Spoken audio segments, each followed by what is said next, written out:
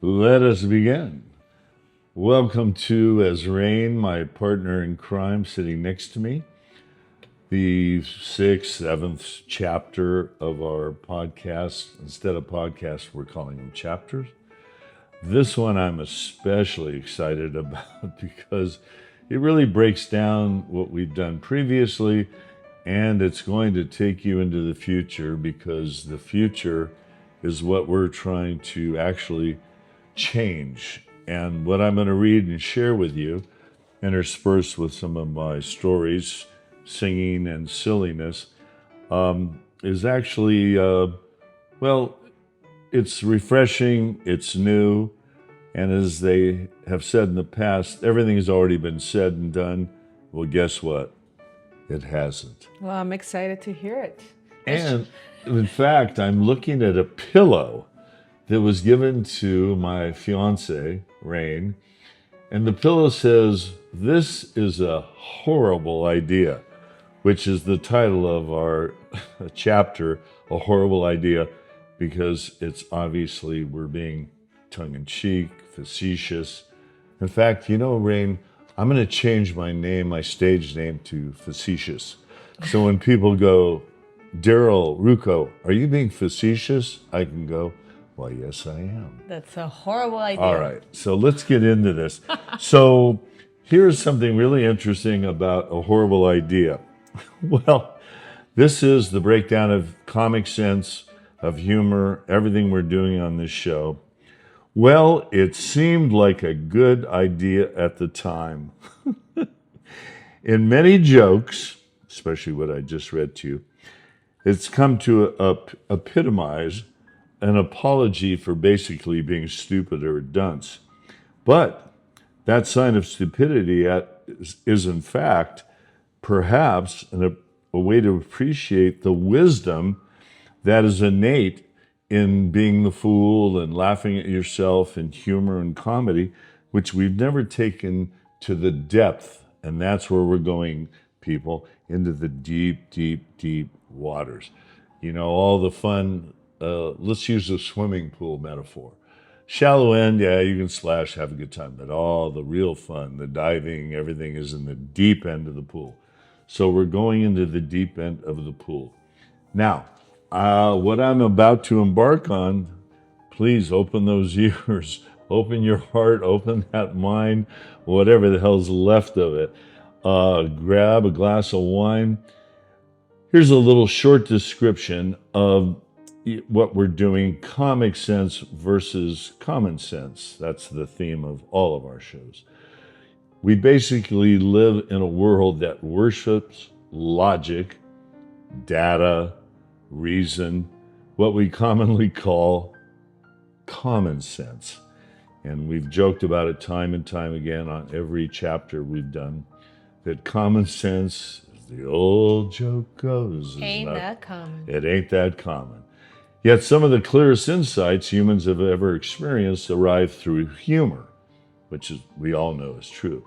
A joke can reveal a lot of truth instantly. It surprises us. It brings us out of our near comatose state. While logic often requires explanation, we defend ourselves and debate if we're lucky. Usually it's, well, I'm right and you're wrong. And now we live in this black and white world. So it's very sad. That's why we took on, Raina and I took on this podcast, which we call as chapters.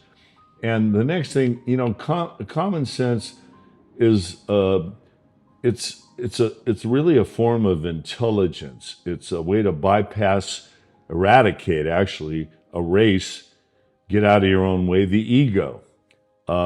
It reveals through various perceptions rather than argument why comic sense is it's really not about being funny. Comic sense is opening your mind, your heart, and your soul, and we always talk about it, which I believe genius is seeing the world through the eyes of a child. So I also refer to humor and comic sense as the fountain of youth. And in business, in a broken heart, any world you travel in, it's so advantageous to have an edge, the tool. Everybody's looking for an edge, whether it's in sales. I was always very good in sales, this, that, and the other, because I had a sense of humor, which would allow me the opportunity to really listen to anyone. And I've interfaced with everybody, and we'll get to that. I've spent my life at the beach, and one of the titles, a friend of mine who just completed another book, which I'll share with you as time progresses, I've sat on every single person's beach towel. I played pro volleyball, and I always made it a point of wandering the beach, and it could be male or female. It didn't always have to be the hottest girl. I would sit on beach towels and converse with people. So by contrasting comic sense with common sense, you're going to get a much better framework of why humor is really the ultimate cognitive tool. It's been described on our show by me with Rain as yoga for the mind. In an age of polarization, over-explanation, comic sense we need just to survive is a simple, powerful shift, understanding without aggression, it's insight without all the authority and all the baggage, and it's clarity without force. That's what's so beautiful, is making somebody laugh breaks down all the walls, it says, come on in, I trust this person, I can laugh with this person. Again, you think of all the people that are closest to you and you love the most. They're the ones you've laughed hardest with and longest with. Because we have to have a tool to explain and break down the truth to one another. Because, as I said on last week's chapter, excuse me, we're just too good at lying to ourselves. We're too good at being lied to. And my God, we have to move beyond all that. We're being overwhelmed, inundated, exhausted. We're all overwhelmed. And we're like, dogs chasing our tail. Everybody's rushing around doing what for what reason and not really enjoying their life. So we're trying to bring a refreshing, a new way of opening up people's perceptions. If you can laugh at yourself, then you can trust yourself. Yes. And just think about that. So next week's show, I'll give you the title of next week's chapter, which is going to be Love is All the Confidence You Need. In fact, you could decide for yourself. We're debating. There's two titles. Love is All the Confidence You Need is my little silly expression. But Oscar Wilde had one that I prefer. He said, love is a mutual misunderstanding. And why he had such a great sense of wit and a sense of humor. For those that don't know who Oscar Wilde is, I highly recommend. There's a book. It's very inexpensive. It's called The Wit and Wisdom of Oscar Wilde. Go purchase that book. Order it now. It's like $2.75. He has a condensed world of Shakespeare, all of his expressions. But he said love is a mutual misunderstanding. And we can all appreciate that. Husband, wife, boyfriend, girlfriend, all the little arguments and fights. So we're selling the buffer. Comic sense, a sense of humor is something we have, the go-between. It's the common denominator that can bring human beings together. So anybody that doesn't want to interact or interface with other people, you're boring. I'm going to tell you right now, you're dead. You're checked out. It's all over. You're an automaton. Stop it. You don't want to live that way. We're here to be social, emotional, spiritual creatures. So go enjoy yourself. And so you know why if you laugh at yourself, you can trust yourself? Because humor reveals the truth. And if you are capable of facing the truth through humor, with humor, well, think about it. Wouldn't that be an antidote for the depression and the mental health that a lot of people are going through? Yeah, but as we know, the problem is that throughout history, people are afraid of the truth. They don't want the truth. The old Huxley But that's quote. why they don't have comic sense. That's why we're hoping common sense could give them a little better chance at releasing all that stuff. Because guys, all the baggage you're carrying around, it's a waste of time. I just watched, oh my God, Mel Brooks, 100 years old, and I watched how he talked about in a two-part documentary using humor in his own life because he felt insecure, inferior, he was not attractive, blah blah blah, on and on. And I mean, he struggled.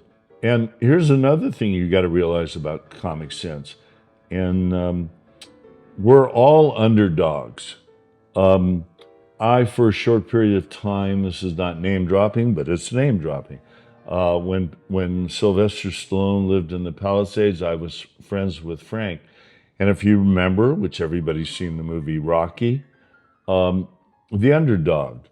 My favorite movie, Seabiscuit. It's about a horse. But guess what? It's not about a horse. It's actually about people. It's about us. We're all underdogs. We're all undersized. We're all this. I don't care if it's Oprah. I don't care who it is. At some juncture in their life, they were all underdogs. Even if you take somebody like Tony Robbins, whoever the greatest, people, Jordan Peterson, whoever's out there doing other podcasts, Bill Maher. Bill Maher is open and talks about his college, his formative years, and how he was not comfortable. He wasn't comfortable with girls, this and that. You know that he used his sense of humor and all that stuff. So pay attention to some of the people that are out there. Even this Neil deGrasse Tyson, Tyson, whatever his name is. I love him.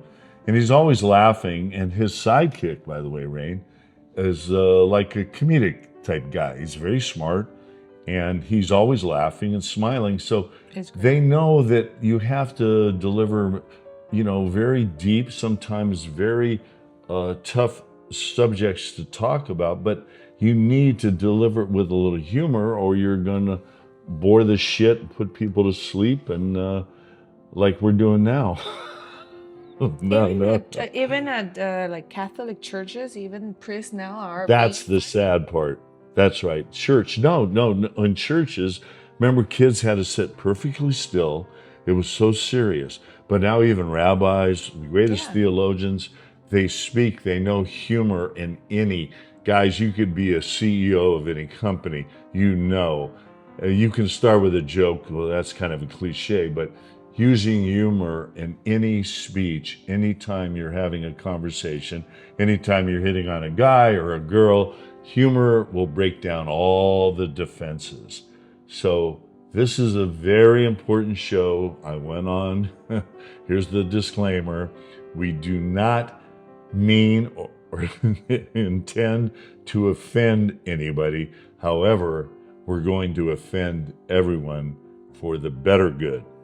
I hope you got that, okay? Because everybody's a little worried that we're going into deep water and, you're going to have a lot of lawsuits. And I said, oh, well, that's good. That's more advertising. And, I want to be like our president. I want to have about 3,000 lawsuits. What they say about press, good press and bad press is good press. Exactly. And Oscar Wilde said there is no such thing as bad press or anything else. Okay, so we're going to cut this short because we're having too much fun.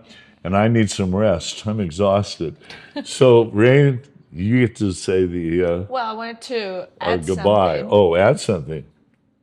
The ego is not your amigo. Oh, I love that one. Oh, here's another one. The ego is not your amigo. I love that one.